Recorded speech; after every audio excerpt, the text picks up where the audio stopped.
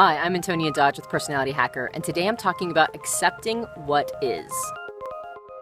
I've gotten in conversations with people a lot around this idea of how things are versus how things should be. I've noticed that the entry point for the concept of what should be comes a little too early in the conversation to actually affect change. Now, what I mean by that is when we talk about how things should be, generally what we're trying to do is paint a picture, maybe even an idealistic picture sometimes, but sometimes a realistic picture of how things should be in the world. And we cling on to that so tightly that we hope that maybe just by acknowledging what should be, we're projecting that reality into existence, especially when we deny what is in favor of what should be. It's almost as if we acknowledge what is somehow sanctioning the reality. By acknowledging its existence, somehow we've said that it's okay to be that way, which is understandable because if something is, say, toxic or rotten or unhealthy, we don't want to give it more power, and it feels like not acknowledging the situation or not talking about it somehow removes or strips the power from it. Then when we talk about the new reality that we would like to create, we insist on keeping the conversation at that place, because then if we keep the conversation at that place, then by talking about it and giving language to it, then we're somehow giving it more power. But here's what I want to posit. I want to posit that giving the new reality, the idealism, the thing that should be in our minds, I want to posit that that comes a little later on in the conversation. We actually need to, in order to affect change at all, we need to accept what is as it is. And that includes putting language around it. That includes maybe feeling like we're giving it or fueling it with power by acknowledging its existence. You have to know when the idealism should be introduced into the conversation. Now, when you start to accept what is, one of the major advantages is you can now study why that is what is. If you don't accept what is, then you're always superimposing this concept of how you think things should be on top of reality, and then you can never actually study the reality and why the reality is what is. Okay, so I know that's super abstract, so let me give you an example. For a long time, I resisted starting a YouTube channel because I was incredibly uncomfortable with being on camera. One of the reasons why I was uncomfortable with being on camera is because I didn't think that I looked the way a person needed to look in order to be received in a digital or a visual format. Now, my limiting beliefs aside, what I was resisting was this idea that I had to look a certain way. I was resisting the what is of how I look. Now, one of the reasons why I feel this way is because I've done a ton of research around beauty and the ideals of beauty. Probably not super healthy for me, but it was a subject I was obsessed with for quite a while. One of the things that comes up over and over again in the subject of beauty for women is the 0.7 waist-hip ratio. Now, the 0.7 waist-hip ratio is the number one indicator of attractiveness for a female. And I do not have a 0.7 waist-hip ratio. I have an apple-shaped body. Apple-shaped bodies are considered one of the least attractive when doing major studies on beauty. The reason why is because women with a 0.7 waist-hip ratio have some evolutionary advantages. They tend to have higher levels of estrogen. They tend to have higher degrees of fertility and health. They have less cardiovascular disease, they have less instances of diabetes, and on just a really, really base level, we have a tendency to see these patterns emerge over time throughout history, and it becomes incorporated in our genetic memory, and our genetic memory tells us to look for people who have traits that have the highest levels of health, not only for the mate themselves, but also for our young, these traits that they're going to pass on to our children. So men have been programmed to look for these markers and indicators of health. Back in a time period where survival was the number one criteria for hundreds of thousands of years, every single little tiny boost of health was a major significant advantage. I'm playing BioShock right now. I know I'm super late to the game, but I've noticed that in the survival setting, every tiny little boost of health or vitality or what's called Eve, every tiny little boost of advantage that I get is a major boon. If I didn't have all these little boosts that I'm picking up all the time, these little packs of Eve, these little packs of health, then I'm screwed, right? Because a big daddy's gonna come along and just like pounce on me. And for the longest time, humans were in a survival mode.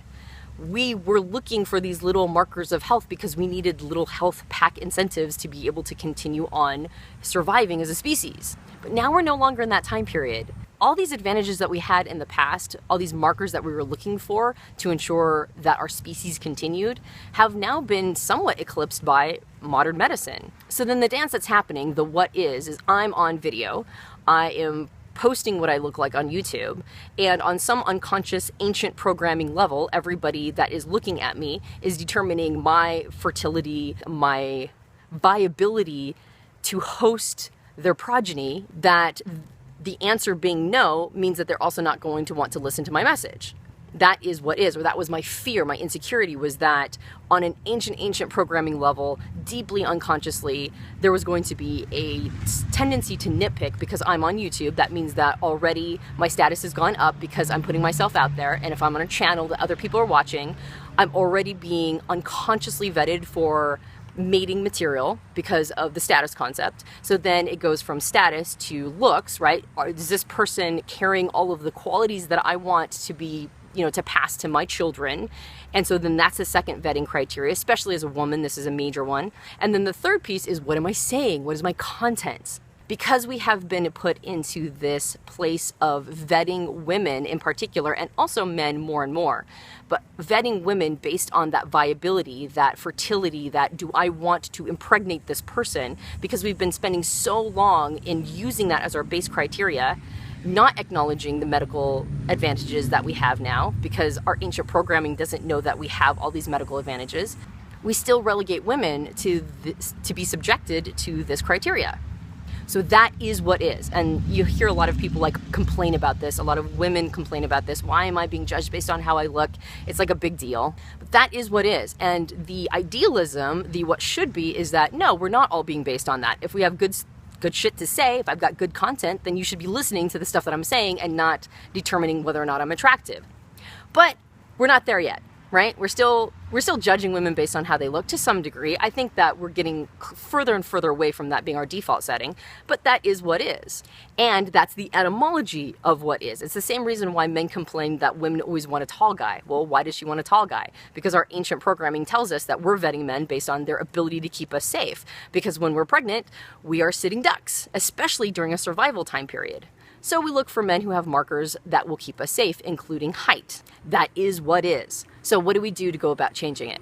Well, the first question we have to ask ourselves is, are we caring about that anymore? Am I going to let any sort of ancient insecurities I have based on ancient programming stop me from doing the things that I want to do, like produce content? And if the answer is, I'm not caring about that anymore, I'm just going to keep going and see what happens, the worst case scenario is nobody wants to watch my YouTube channel. That's like the worst case scenario. I go back to writing mostly articles and doing podcasts, and nobody has to ever look at me, and then that's fine.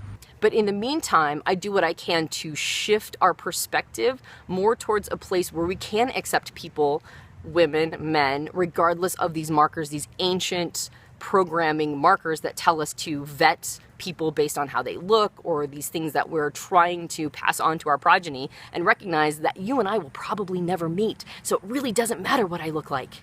And if you're a woman, you don't have to compete with me because I'm not going to be in your sphere ever. And so the digital age has helped us transcend these ancient fears, because we recognize that even though I look like I'm sitting right next to you, the reality is that I'm nowhere near you. And this video is time bound, meaning that you could be watching this years after I make it, and I could be dead. I could have been hit by a bus. So then it goes back to the quality of my content. What is it that I'm saying? And are the things that I'm saying something valuable to listen to? And the digital age has given us the advantage to being able to do that. So as opposed to resisting what is and projecting what we want to be on top of it, the sequence of events for change is to first acknowledge what is, determine why it is the way it is, then determine whether or not we're caring about that, and then try to conscientiously create the world that we want by moving in that direction, regardless of our insecurities, our ancient programming, and whatever unspoken social contracts we may have been creating in the meantime. We just blast them out of the water. We just do whatever we want to anyway. We do the thing that's healthy for us and society, and we move in that direction without having to bitch about it. So what do you think? Is there any reality that you're resisting? What is something that you can make peace with by first accepting what is, determining the etymology of what is, determining what you want things to be or how you want things to be, and then moving in that direction to see if the world is ready for that message? Let me know what you think. I'm Antonia with Personality Hacker, and I'll see you on the next video.